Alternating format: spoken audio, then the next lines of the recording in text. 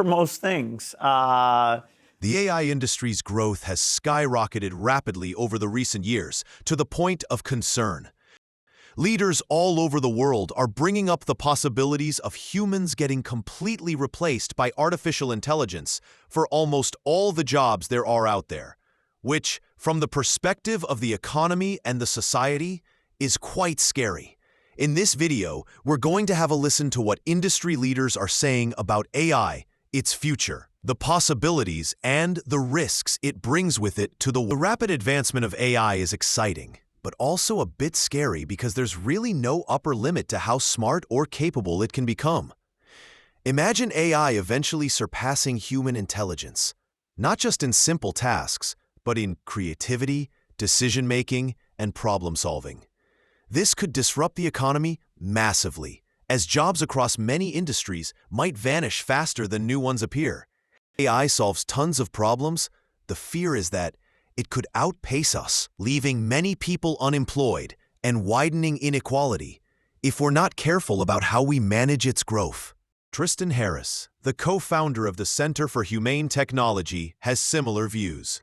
We're about to disrupt millions of jobs without people having a new alternate economic future. That's going to create so much economic anxiety that we can't just roll out AI and destabilize society and overwhelm society. Right now, the logic is if I don't race to deploy AI faster than the other companies or countries, then my country will lose. That's why we're not regulating AI, because we have to beat China. But that's the wrong logic. The logic is if I'm not as good at harnessing and mitigating the risks of AI, then I'm going to lose to the countries that are better at mitigating the risks of AI. So instead of it's a race to deploy the technology, it's a race for who's better at governing the technology in a way that doesn't self-undermine your role. Because the United States beat China to social media. Did that make the US stronger or weaker?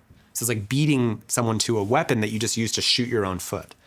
You're not actually going to be a stronger country because you have the technology first. It's about how do you wield the technology. Sam Altman, CEO of OpenAI, has also addressed this topic. I think the whole economy transforms. We'll find new things to do. I have no worry about that. We always find new jobs, even though every time we stare down a new technology, we assume they're all going to go away. It's true that some jobs go away, but we find so many new things to do and hopefully so many better things to do. So I think what's going to happen is this is just the next step in a long, unfolding, exponential curve of technological progress. We're going to stop valuing ability and start valuing agility in humans. There will be a kind of ability we still really value, but it will not be raw intellectual horsepower to the same degree. Elon Musk has also expressed his opinions, stating that AI will bring in an age of abundance. Well, I think we are seeing the most disruptive force in history here. Where we will have for the first time something that is smarter than the smartest human. And that, it's hard to say exactly what that moment is, but there will come a point where no job is needed. You can have a job if you want to have a job for sort of personal satisfaction, but the AI will be able to do everything. So I don't know if that makes people comfortable or uncomfortable. That's why I say if you wish for a magic genie, that gives you any wishes you want, and there's no limit. You don't have this three wish limit nonsense. You just have as many wishes as you want. It's both good and bad. One of the challenges in the future will be how do we find meaning in life? If you have a magic genie that can do everything you want, we won't have universal basic income. We'll have universal high income.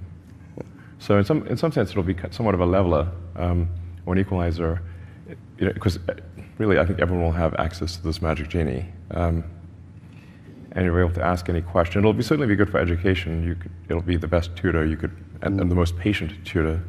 There will be no shortage of goods and services. We'll be an age of abundance. In another interview, Bill Gates brought in the unconventional ideology that humans are not born to do jobs. He says that people are not meant to work 40 hours a week. We're just meant to simply exist, which I think does make sense. Whatever the time frame that the capabilities and the reliability is perfected, then you're in a world where inventing drugs or, writing up proposals or, making telesales calls, it's just software. That intelligence will be free. But where will the jobs come from then?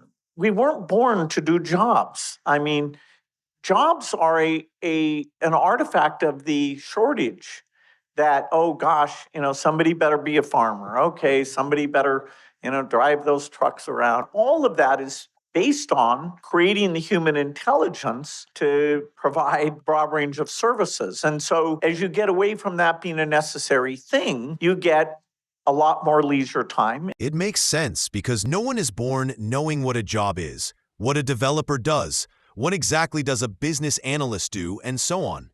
Humankind is not alive because we do jobs. That's just a way the society works. We're alive because we eat, breathe, have shelter, hospitals, education. And we do jobs to have those things. But if AI could get people all of those things, given it is available to all, jobs really would no longer be needed. In my case, spent 70 years in the world of shortages. It's hard to reprogram your brain to this change. Society will be able to have a level of output, food, medical advice that won't require everybody to work like they do today. We'll have a choice. I mean, we can say that the machines shouldn't help with certain things. We can confine them to certain areas if we choose to.